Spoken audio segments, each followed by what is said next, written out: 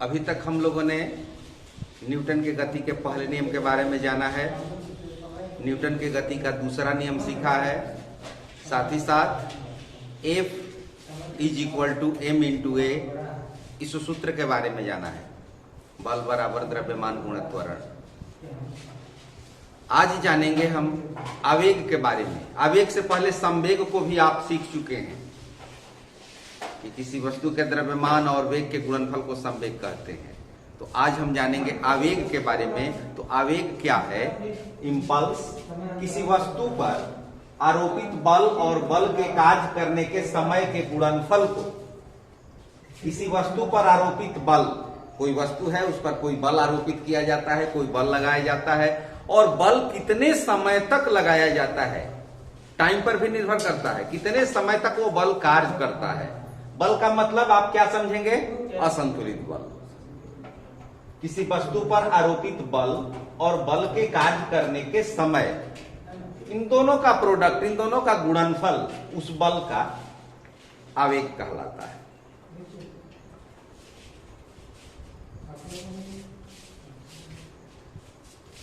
इसे generally I से represent करते हैं, आई से सूचित किया जाता है। तो आई = बल, force into time, impulse = force into time, आवेग बराबर बल गुणा समय। अब इस आवेग का ऐसा मात्रक, तो बल का मात्रक न्यूटन होता है और टाइम का सेकंड होता है, इसलिए आवेग का मात्रक न्यूटन सेकंड होता है। साथ ही साथ यदि हम दूसरी तरह से देखें तो बल F × t, यहां पर बल गुणा समय दिया हुआ है, तो F m × a होता है। m का मात्रक किलोग्राम, a का मात्रक मीटर प्रति सेकेंड स्क्वायर और टाइम का मान मात्रक सेकेंड। तो kg/m s/s² नीचे और फिर एक s ऊपर, तो एक s से एक s कैंसिल होगा तो हो जाएगा kg/m/s, इसीलिए kg मीटर प्रति सेकेंड ये भी आवेग का मात्रक होगा। सामान्यतः इसी का प्रयोग करते हैं। आवेग सदिश राशि है, संवेग और आवेग दोनों वेक्टर क्वांटिटी है।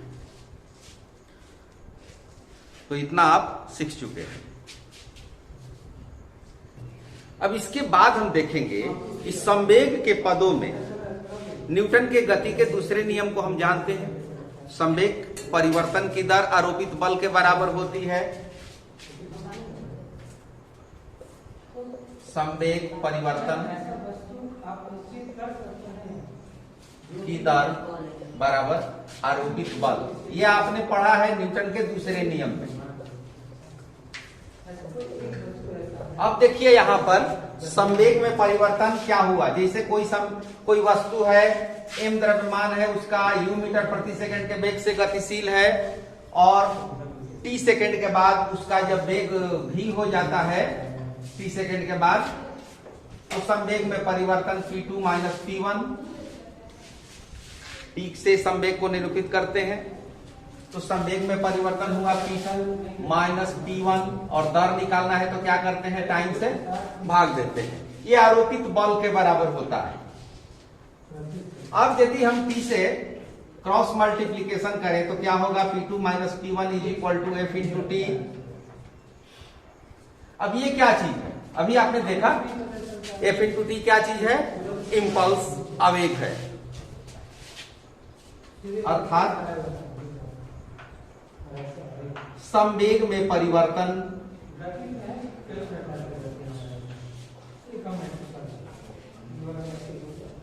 बराबर आवेग। आवेग क्या है? तो एक तरह से संवेग में परिवर्तन है, चेंज इन मोमेंटम।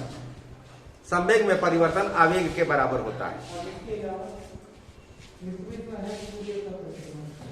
अब इसको समझते हैं एक उदाहरण के माध्यम से। जैसे आप लोग क्रिकेट खेलते हैं या देखते हैं, कोई क्रिकेट खिलाड़ी जब किसी गेंद को कैच करता है तो क्या करता है? जब गेंद ऊपर से आती है और क्रिकेट खिलाड़ी गेंद को कैच करता है ऐसे हाथों में अपने, तो जो जो गेंद उसके नजदीक आती है वो अपने हाथों को थोड़ा नीचे कर लेता है। क्यों करता है? ताकि गेंद उसके हाथ में जब टकराए तो थोड़ा समय अंतराल, ये टाइम थोड़ा सा बढ़ जाए। जब टाइम बढ़ जाएगा तो ये फोर्स का वैल्यू कम हो जाएगा, क्योंकि एफ बढ़ेगा तो टी घटेगा और टी बढ़ेगा एफ घटेगा। एक दूसरे के व्युत्क्रम में यहाँ काम करते हैं। अगर ऊपर में ही वो गेंद को कैच करना चाहे, जिसे ऊपर में ही कैच करे, तो समय अंतराल और कम हो जाएगा। इस प्रकार बल का जो मान है, एफ का मान, वो और अधिक हो जाएगा, तो उसको चोट लगेगी। लेकिन ज्यों ही बहुत से खिलाड़ी होते हैं, एक्सपर्ट खिलाड़ी होते हैं, जो गेंद जब उसके नजदीक आती है तो धीरे धीरे अपने शरीर को और जमीन की ओर ले जाते हैं, अंत में सो जाते हैं, धरातल पर लेट जाते हैं, और वैसी परिस्थिति में बहुत आसानी से वो गेंद को कैच करते हैं। यानी समय अंतराल को वो बढ़ा देते हैं। ये घटना आपके साथ भी घटित होती है। जैसे कोई टीचर, जैसे बचपन में केजी क्लास में या थोड़ा सा और ऊपर, अब तो छड़ी की प्रथा लगभग समाप्त है। हम लोग पढ़ते थे तो उस समय ये छड़ी की प्रथा थी। क्या होता है, जब कोई शिक्षक छड़ी से प्रहार करते हैं, छड़ी से अपनी हाथों पर प्रहार करते हैं, आपकी हाथों पर, तो क्या आप क्या करते हैं? हाथ को थोड़ा नीचे कर लेते हैं। क्यों कर लेते हैं? चोट कम लगे। उस समय आप नहीं जानते हैं कि इसमें भी वैज्ञानिक कारण है, विज्ञान छुपा हुआ है। हाथ को थोड़ा जब आप नीचे करते हैं तो समय अंतराल छड़ी का आपकी हाथ तक आने में थोड़ा सा बढ़ जाता है, फलस्वरूप बल का मान घट जाता है, जो फोर्स है वो कम हो जाता है। तो यही आवेग है। संवेग में जो परिवर्तन होता है वो आवेग के बराबर होता है। तो संवेग में परिवर्तन तो फिक्स है।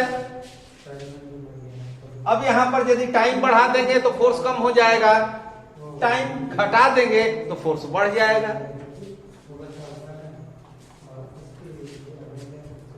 प्रश्न आता है कि क्रिकेट खिलाड़ी कैच लेते समय अपने हाथों को पीछे की ओर खींचता है, क्यों?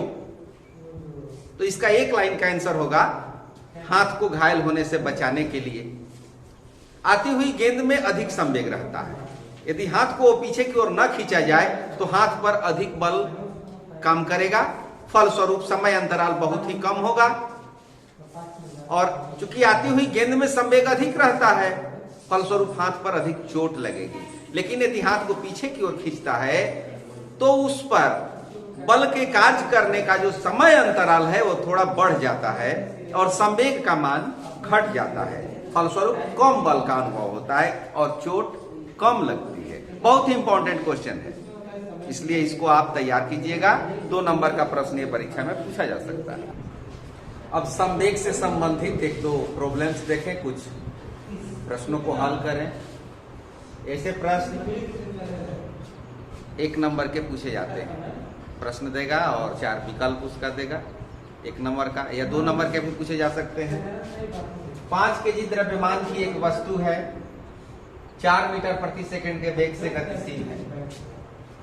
तो यहां पर द्रव्यमान, इसका संकेत होगा m, 5 केजी, और वेग इसका संकेत v, 4 मीटर प्रति सेकेंड। याद करें संवेग का संकेत p, तो p is equal to m into v। बस मल्टीप्लीकेशन कर दें, 5 गुणा 4 20 किलोग्राम मीटर प्रति सेकेंड। समझ गए? उसी तरह से 2 केजी द्रव्यमान, तो m का मान 2 और 10 न्यूटन F, बल का संकेत F, 10 न्यूटन। याद करना है त्वरण, A निकालना है। तो आप जानते हैं F बराबर m इंटू A is equal to F by M। F का मान 10, M का मान 2, 5 मीटर प्रति सेकंड स्क्वायर। तो इस तरह से ये छोटे छोटे प्रश्न आपके लिए बड़े ही महत्वपूर्ण हैं। इसके बाद अब हम लोग देखेंगे न्यूटन के गति के तीसरे नियम को। तीसरा नियम ये बताता है कि जब कोई वस्तु पर किसी दूसरी वस्तु पर बल लगाती है तो दूसरी वस्तु भी पहली वस्तु पर बल लगाती है। जब कोई वस्तु किसी वस्तु पर बल लगाती है तो दूसरी वस्तु भी पहली वस्तु पर बल लगाती है। इसका मतलब हुआ कि बल सदैव जोड़े में होते हैं, हमेशा युग्म पेयर के रूप में होते हैं। एकल बल का कोई अस्तित्व नहीं होता है। कहते हैं ना कि एक हाथ से ताली नहीं बजती है। एकल बल का कोई अस्तित्व नहीं होता है। एक को क्रिया बल कहते हैं, एक्शन फोर्स, और दूसरे को प्रतिक्रिया बल कहते हैं, रिएक्शन फोर्स।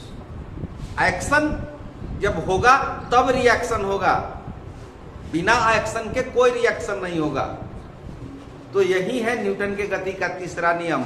और प्रकृति का ये जो नियम है, न्यूटन का नियम एक तरह से प्रकृति का नियम है, फिजिक्स का नियम है। तो यह लगभग हमारे जीवन में भी लागू होता है। जब दो वस्तुओं के बीच अन्योन्य क्रिया होती है, अन्योन्य क्रिया का मतलब हुआ कि एक वस्तु दूसरी वस्तु पर क्रिया करती है तो दूसरी भी पहली पर क्रिया करती है। तो जब दो वस्तुओं के बीच अन्योन्य क्रिया होती है तब दोनों वस्तुओं द्वारा आरोपित बल, अर्थात पहली दूसरी पर बल लगावे और दूसरी पहली पर बल लगावे, तो दोनों बल परिमाण में यानी वैल्यू में बराबर होते हैं, लेकिन डायरेक्शन में विपरीत होते हैं। दूसरे शब्दों में कह सकते हैं कि प्रत्येक क्रिया के बराबर एवं विपरीत प्रतिक्रिया होती है। कहते हैं ना टीट फॉर टैट, जैसे को तैसा। तो प्रत्येक क्रिया के बराबर एक विपरीत प्रतिक्रिया होती है। तो every action there is an equal and opposite reaction, या इसको ऐसे भी कह सकते हैं कि action and reaction are equal and opposite. क्रिया और प्रतिक्रिया बराबर विपरीत होती है। तो न्यूटन के गति का तीसरा नियम बहुत ही महत्वपूर्ण है, जो हमारे जीवन के लगभग हर क्षेत्र में लागू होता है। एक रबर की गेंद को आप जमीन पर पटकते हैं तो जमीन की सतह पर बल लगाती है और उछल के ऊपर आती है, अर्थात जमीन भी उस पर बल लगाती है और गेंद उछल करके ऊपर आ जाती है। तो गेंद जमीन पर बल लगाती है, यह क्रिया बल हुआ, और जमीन जिस बल से उसको ऊपर की ओर फेंकती है, उछालती है, वो प्रतिक्रिया बल हुआ। यहां पर एक्शन और रिएक्शन दोनों होते हैं। और पृथ्वी द्वारा, जमीन द्वारा जो बल लगाया जाता है उसी के कारण गेंद कुछ ऊंचाई तक पहुंच जाती है। जब एक नाविक नाव से कूदता है तो नाव पर बल लगाता है, नाविक नाव से कूदता है तो नाव पर बल लगाता है, फलस्वरूप नाव थोड़ा पीछे जाती है और नाविक आगे बढ़ जाता है। हम जमीन पर टहलते हैं, जमीन पर चलते हैं तो हम क्या करते हैं, अपने पैर के अगले भाग से जमीन को दबाते हैं, जमीन पर बल लगाते हैं तिरछा, फलस्वरूप जमीन भी एक बल से, उसी के बराबर बल से हमें आगे की ओर धकेलती है। हम जमीन पर जब बल लगाते हैं तो पीछे की ओर लगाते हैं, जमीन को दबाते हैं तो जमीन हमें आगे की ओर बल से फेंक देती है। नहीं, आदमी का टहलना न्यूटन के गति के तीसरे नियम पर आधारित है। जब बंदूक से गोली छोड़ी जाती है तो गोली आगे जाती है और बंदूक का झटका पीछे की ओर लगता है।